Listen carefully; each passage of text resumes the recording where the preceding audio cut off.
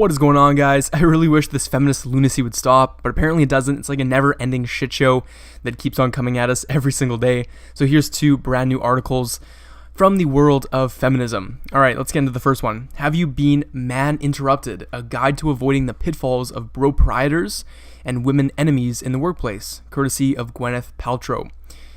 Women urged to fight man-interrupting by talking until the person butts out, and those who don't show solidarity should be told of duty to fight the patriarchy. If you have ever had a man-interrupter butt into your conversation, or perhaps a bro-prior steal your work without proper credit, you'll be pleased to hear that help is now at hand. Gwyneth Paltrow's website Goop has come to the rescue of victims of these cardinal workplace sins with a guide to fighting back on behalf of the sisterhood, just so long as you are not a women enemy.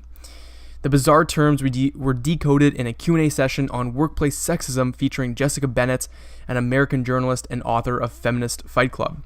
Ms. Bennett prescribes a series of remedies in countering these examples of subtle sexism in the workplace, in an article entitled, "Are You Subtly Sexist? Most Likely, Yes."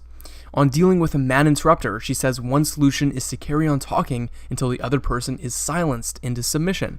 Alternatively, you could lean into the table, as this makes you seem more assertive, meaning others will be less likely to interrupt you mid-conversation, Bennett says. Otherwise, you could explain to the man-interrupter that he is butting in and insist he stops doing so.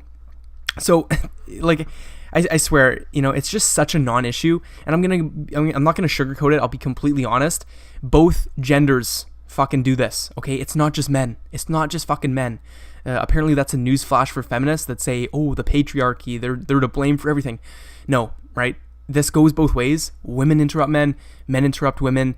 You don't have to make a fucking article on it, on how to be more dominant than the other person. Like what the hell, right? This is the thing that I have with feminists, right?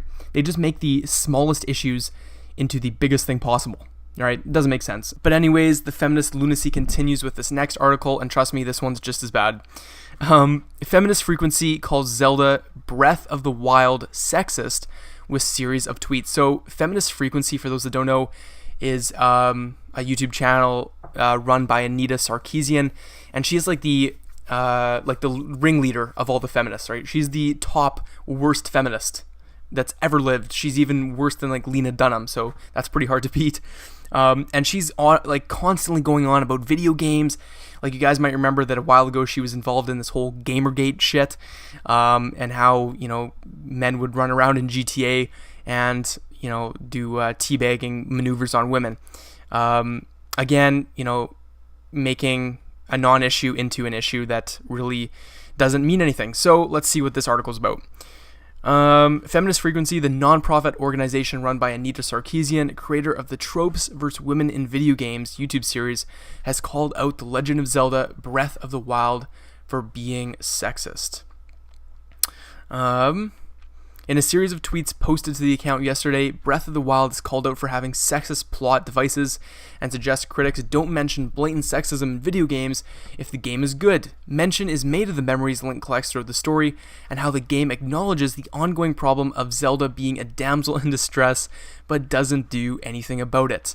This isn't the first time The Legend of Zelda has come under fire for being considered sexist. Ocarina of Time was called classist, sexist, and racist in an article on Salon. Anita Sarkeesian rose to fame in her role in Gamergate in 2014. Blah, blah, blah. She received death threats and was forced to move out of her home through all this controversy, according to an interview with the Washington Post. She even had YouTube delete her Feminist Frequency channel for a little while. Alright, so there you go, guys. And again, it just goes back to the same thing, that these feminists will take the smallest, most meaningless things and make them into the biggest issue possible. And again, it's completely pointless, right? I just wake up every morning and I go to the news and I'm just wondering. I'm wondering what feminists are going to be complaining about today. From road signs that are sexist to all this shit, right? You just never know what the fuck they're going to complain about. So anyways, if you guys enjoyed this video, let me know what you think about it. I'll see you in the next one. If they smoke, I'm turned off. If they drink, I'm out of there. If they're stupid, I'm bored. If they're mean, I'm bored. If they're trying to use me, I'm out of there.